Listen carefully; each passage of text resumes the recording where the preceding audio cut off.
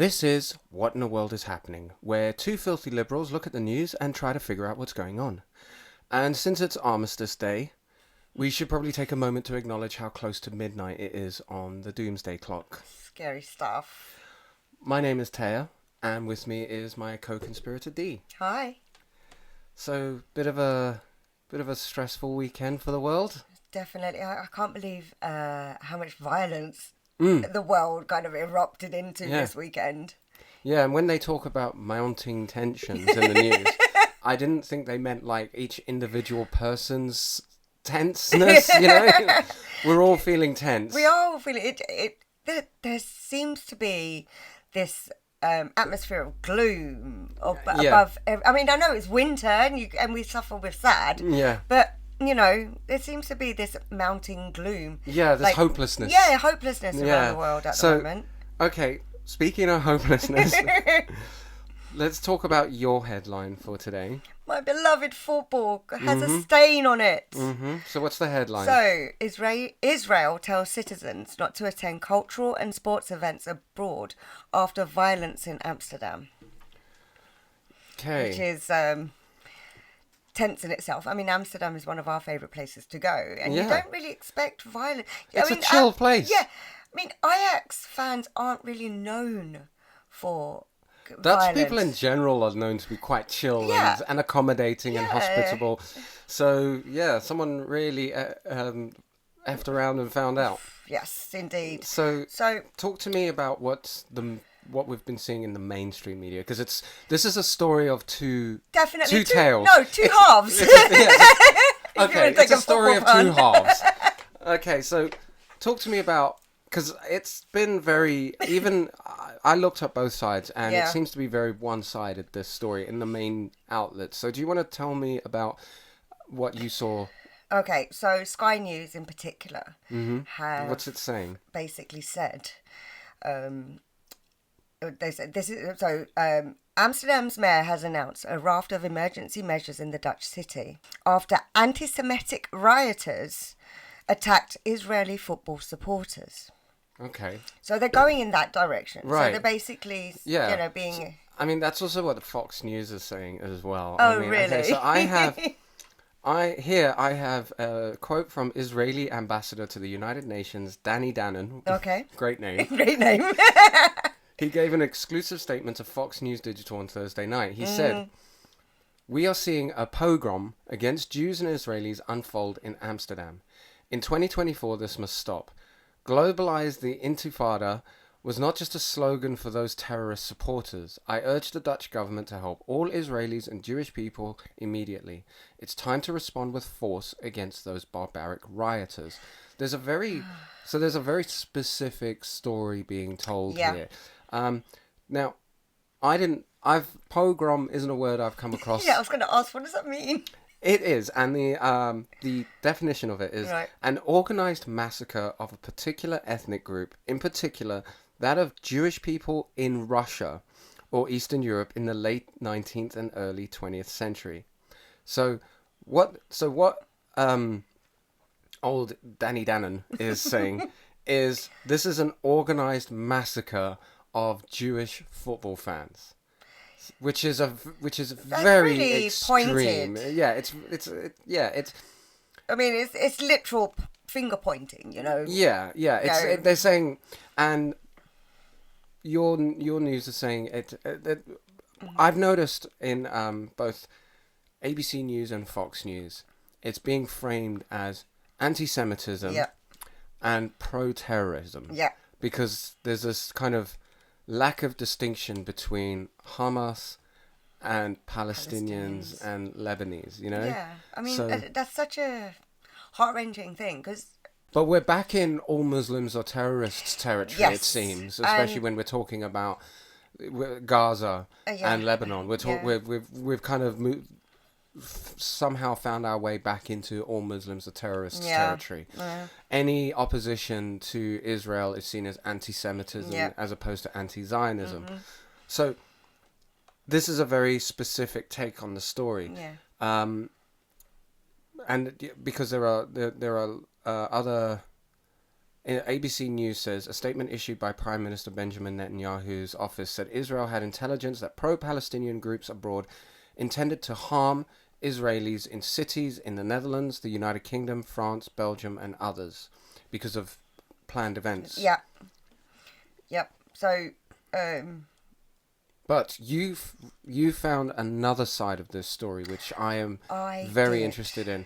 You got it from Al Jazeera, yeah, and from outlets actually in Holland. Yeah. So, Al Jazeera have said, Maccabi hooligans instigated violence and attacked Palestinian supporters. So what they did, so there's a video that's out there. Let IDF win is what it says, and fuck the Arabs. Yeah. So there are conflicting stories, basically. And I also have a note here. Go on. And it sounds very much like the Maccabi fans just went out there looking for a fight. Yeah. Israeli fans attacked a Moroccan cab driver, interrupted a minute's silence for Spanish flood victims with fireworks and jeers. They sang Kill All Arabs and songs celebrating the death and torture of Palestinian children. Yeah. They tore down Palestinian flags from people's homes and threw things into people's homes and violently attacked people in the streets. Can you confirm this with any of your stories? Yeah. So a lot of the videos that I spoke of before show that Palestinian flags being torn down, people actually literally climbing up buildings and tearing them down, and and basically saying that pro-Palestinian supporters are threatening Jewish people. But they're not doing that. Yeah, they're going around looking for a fight. Yeah, they are. And then there are pro-Palestinian counter protests. Yeah. And those are the ones being framed as anti-Semitic. Semitic. So apparently, if we were to take them at that word, not letting them just tear Amsterdam apart, is anti-Semitism. Mm. Okay. It's really bizarre. It just feels like at this point we're just letting Israel or Israeli or pro-Israel people just get away with whatever they want. Yeah, I agree. I mean, they're people are hurting people, basically hitting them with belts and. I saw that footage. They're just smacking some teenager, a small kid, teenager or whatever. But Israelis had kicked down the front door of a woman's house. This kid was whacked with a belt, and you can't tell if somebody is pro-Israeli or not just by looking at somebody. Yeah, and this is scary because it's now. I know Israel and Palestine isn't just. It's a complicated, really, really big story. Yeah. But to see the news outlets report this, I know news reports are one-sided. Yeah, but it's for them whitewashing the whole thing, isn't it? Yeah, they're basically whitewashing the whole thing. Absolving them of any... crime. Yeah. Basically. Yeah. I mean, now, in Amsterdam, there's curfews about, and, they've put in restriction in terms of protesters and things like that. Honestly, I mean, the stats are incredible when you look at it in terms of how many people were arrested. So in The Guardian, it says, the Dutch public prosecution has confirmed 62 people were arrested on Thursday, and these were made before the football match. Of the 62 arrested, around 40 are suspected of public disorder and were fined and then released. 10 were suspected of insults and vandalism or possession of illegal fireworks. Another 4 have been fined for minor offences, including resisting police, insulting, not showing ID, or they were dismissed. Again, it's far-right people that are making these statements, which means that the people that are actually being attacked aren't getting a fair trial. They're not getting a fair look into, because the public and everyone else and the news outlets are, like we said, pointing in one direction. Yeah. They're not giving a fair and balanced view. But this is it, though. A lot of these people, you don't have to be pro-Israel. You just have to be anti-Muslim. Yes. And that's what it feels like. It's just anti-Muslim. Yeah, but that is so wrong. And what concerns me is, there are all these other planned events in the UK and France and Belgium. Yeah. How is this reporting going to influence how these other countries react? Yeah. What I mean, there's going to be splashback. Well, the fact is, what's going to happen when the Maccabee supporters try to pull this shit in the UK? But what happens then? Yeah. And how is the reporting going to influence our response? Yeah. Are we going to respond to this whole thing as though these Israeli football hooligans are just these innocent little football fans who are coming in and just being bullied by all these pro-Hamas people? Or are we going to respond as these were football hooligans, these were Zionist football hooligans, anti-Muslim football hooligans who went to another country looking to throw their weight around because they feel like they've garnered some kind of immunity. Yeah, garnered immunity through sympathy. Yeah. Yeah. And so how is that going to reflect on how they conduct themselves because they weren't protesting. No, they weren't. They were rioters. They were being violent. They were kind of going onto property that doesn't belong to them, trespassing, vandalism, vandalism. It's threatening the police. There's so much. It's the Pikachu shocked face. Like, what you mean? We can't just tear up your city and not have a response?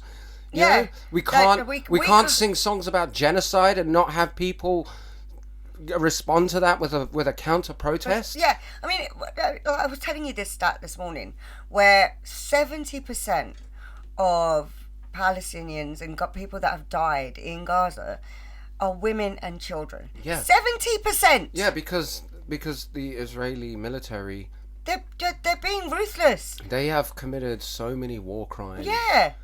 And look, Hamas has done terrible things. Yeah, I mean, right? Look, and I'm not in no way am I defending Hamas or anything like that. What I'm saying is, not all Palestinians are Hamas. Yes. And the Palestinians have been treated badly for decades by Israel, and there are,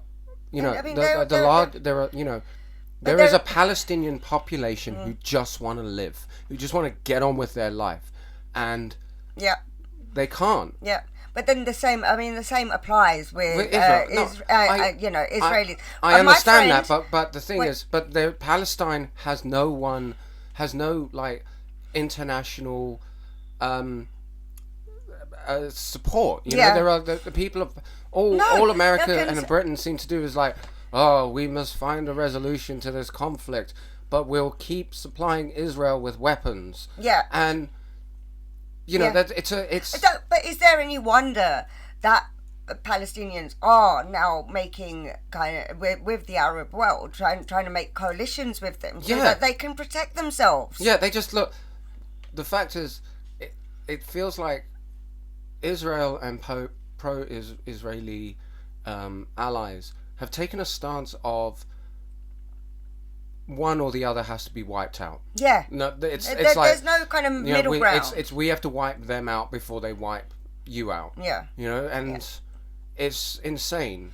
Look, I know Hamas did some terrible stuff. They've done all they do is terrible shit. But that's no excuse for hurting the innocent. That is no excuse for bandering your politics in another country. It's no excuse for retaliating against the mass populace. Yeah.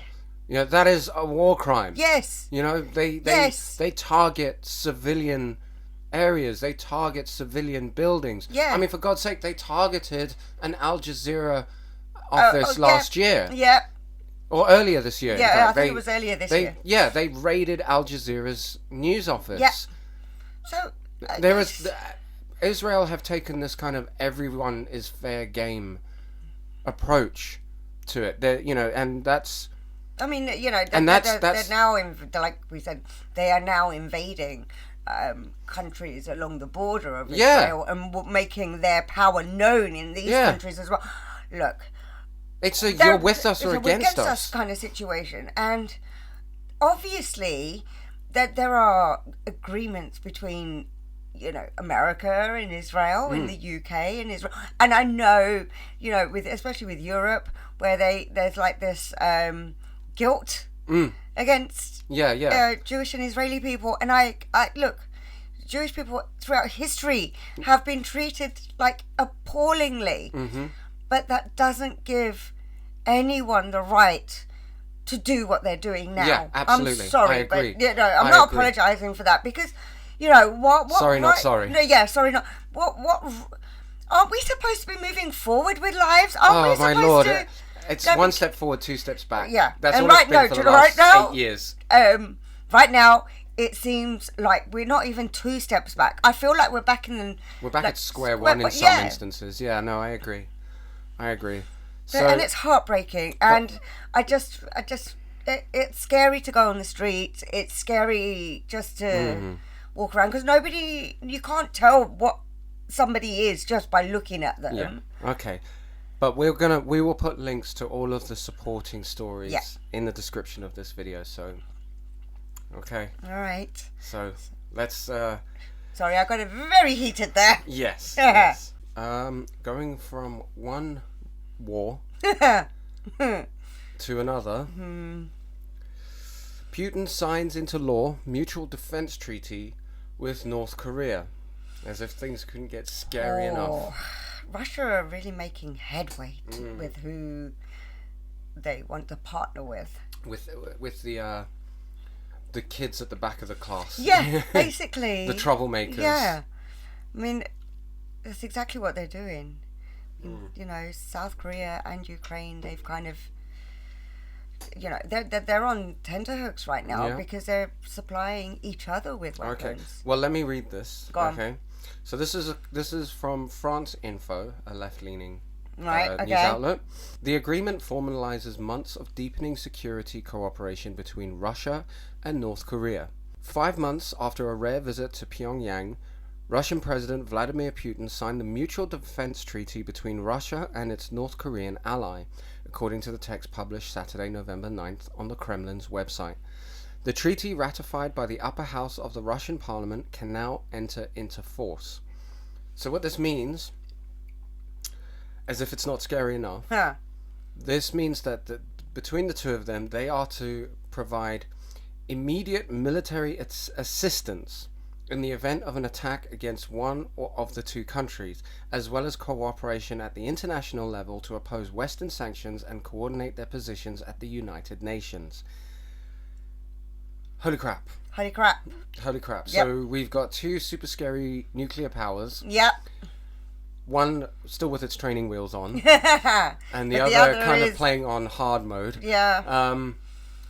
And considering where both these countries are and what kind of civil unrest it can cause within the world, especially because it's very specific against Western countries. Yeah. I mean, they've never really.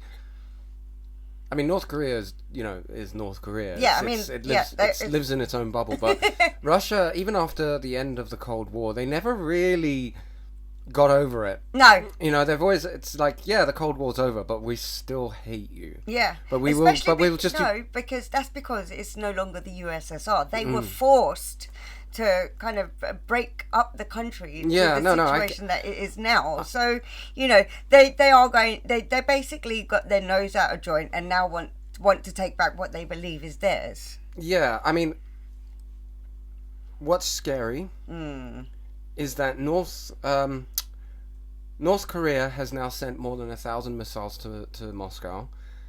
and they have sent. I think you've got the figure. They're getting ready, or they have sent quite a large contingent of soldiers to Ukraine.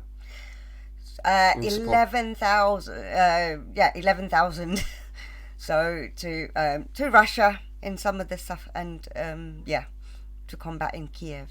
This is insane. Mm-hmm. This is insane. The signing comes as Kiev and Washington say North Korean troops are already on the verge of joining Russians fighting Ukrainian forces. Asked publicly about the deployment last October, the Russian president did not deny it, instead deflecting the question to criticize the West's support of Ukraine. He's criticizing the West for supporting the Ukraine because he's trying to annex land. Yes, exactly that. That's like saying, like, I'm criticizing you because you're supporting our neighbor when I tried to take their barbecue set. You know, I want their shed. I want their shed. Their shed is nice and I want it, and I condemn you for being on their side. Yeah. I want to increase my property value. Yeah. I don't care if it's in their garden. I want that shed. Yep, definitely. I mean, India today, I'm going to read the sentence. The treaty galvanizes, oh my Lord, right, closer ties between Moscow and Pyongyang since Russia launched its full-scale invasion of Ukraine. Another one says, Moscow and Pyongyang also pledged not to sign any agreements with third parties directed against each other. So if the UK or the US turn around and said, nope, we need to help, South Korea, North Korea is the troublemaker. Yeah, no, so I was right. South Korea, right? So if because you know what North Korea are doing currently, they're kind of just floating around the borders. Yeah, they're just they got like they're quite literally walking the line. So if the UK or the US turn around and help support South Korea, then Russia and North Korea can't sign treaties or anything. They have to do what each other do. It's just so crazy. I don't know how else to describe it. It is so unnerving. We are truly living in the worst timeline. Oh yes. Now, you mentioned something about Ukraine before we recorded. Mm-hmm. After January 20th, I think the Russia-Ukraine conflict is going to be over. Yeah. Because obviously Trump's going to withdraw all support. I mean, today he's just turned around and said, I have no intention of... With that, he supports Ukraine, basically. Yeah, we know how Trump is. What he says and what he does is always two completely different things.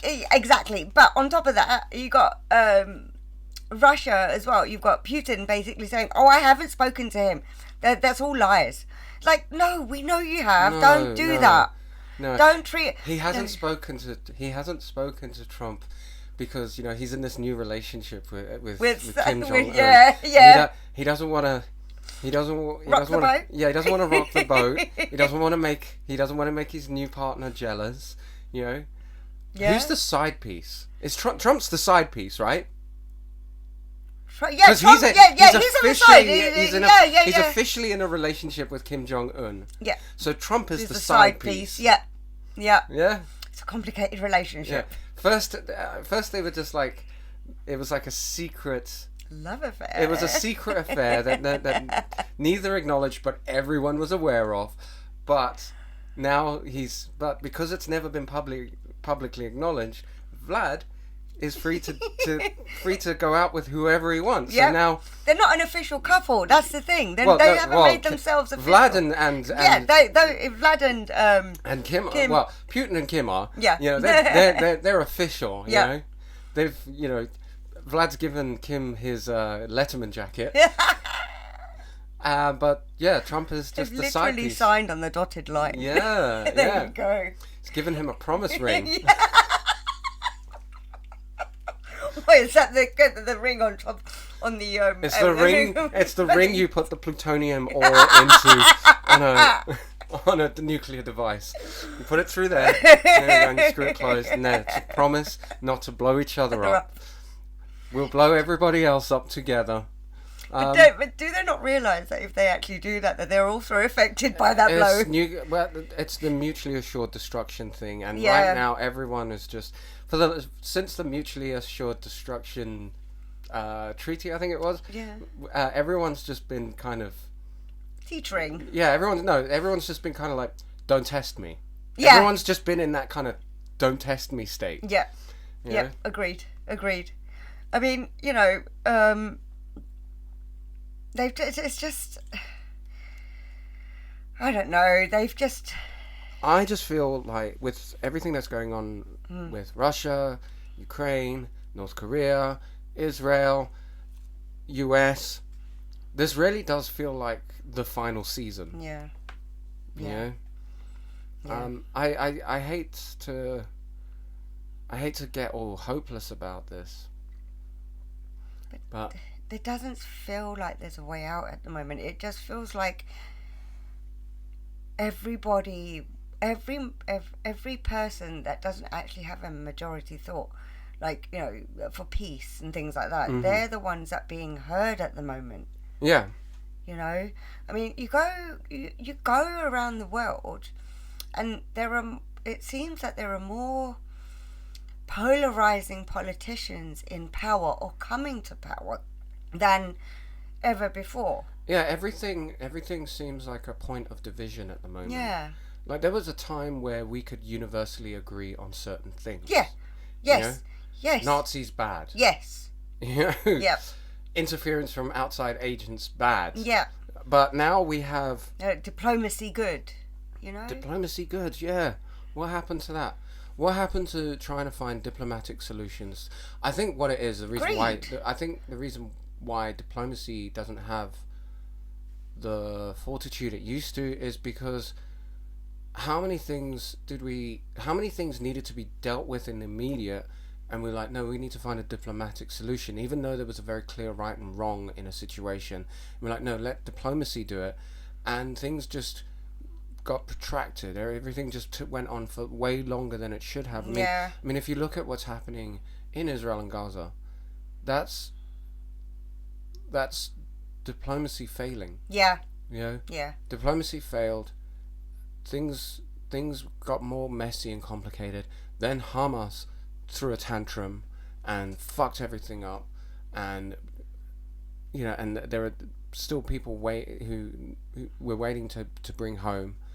But then Israel were just like, you hit us, we're gonna hit you back, but they're not hitting back in any targeted way. It's almost like they're kind of eyes closed, pinwheel fists, and just they don't care who they hit in the immediate. And then now you've got what's going on here, and I honestly think what's happening between Putin and North Korea is only happening because of how destabilized America has become. Yeah, I agree. Oh, do you not think there's an element of greed in all of this, though? Oh no, because it's always greed. It's a excuse me. It's power. It's a greed for power and resources. I mean, well, there's resources, but it's more that Russia has always been sort of the outsider in as far as like international diplomacy. Yes. Everyone after has the Second World War. Definitely. Well, everyone's had to tread carefully around Russia. For decades, everyone's tread carefully with Russia, but also Russia's had to be kind of kept in place via sanctions and things like that. And I think now that Putin's gotten to a point where he's just sick of it. So instead of playing nice, he's decided to sort of bolster his presence and make and kind of like if I can't get you to cooperate, because I refuse to play by your rules, then I'll make you cooperate by waving a big stick. Yeah, and he's basically going after the worst of the worst in terms of how much terror he can cause with with the world. Yeah. I mean, he's going to certain African nations. He's, like we said, he's gone to North Korea and Nigeria, and oddly enough, I have a feeling that maybe India might be involved. But India and Russia have a really contentious relationship. But there just seems to be this kind of mutual attraction with the warlords. It just feels like it feels like it feels like a prologue. Yeah. And everyone's picking sides. Yeah. And something is about to happen. Yeah. And yeah, it's terrifying. Yeah, it is terrifying. And it's just amazing how many people have to live in fear now because of the arrogance and greed of a very, very small handful of men. Yeah. Who just... And ignorance, not just arrogance, but ignorance as well. Oh, yeah, I mean, well, the ignorance is why they have the support. Yeah. Ignorance is why they have the support. You know, and arrogance is why they are so greedy. Yeah. But... And why they believe they can do all of this. Yeah, but now it just feels like this whole thing with Russia and North Korea just feels like the beginning of everyone being forced to pick a side. Yeah, yeah. Yeah, and unfortunately with Trump being elected, it's very obvious which side America might pick. Yeah. I mean, yeah. I completely agree. But oddly enough, we might have a Labour government. Oh. But there seems to be a little bit of... we have such a weakened position after leaving Europe that we have to... I mean, we either have to... We'll either stay friends with America no matter who they pick, no matter whose side they pick, or we have to try and make amends with Europe and be on their side. Yeah, but Europe itself is divided in itself. And I do think this whole thing could very well cause another disruption and a lot of other people talking about leaving the European Union, especially if Russia makes a good enough offer to the more right-wing governments in Europe. Agreed. Fantastic. What a great way to start the week. Do you know what? We've started off with the worst. Hopefully this week will get better, but it's the news. You've just jinxed it. I probably have. You've just jinxed it. So we will leave links for everything in the description if you want to read a little bit more into this.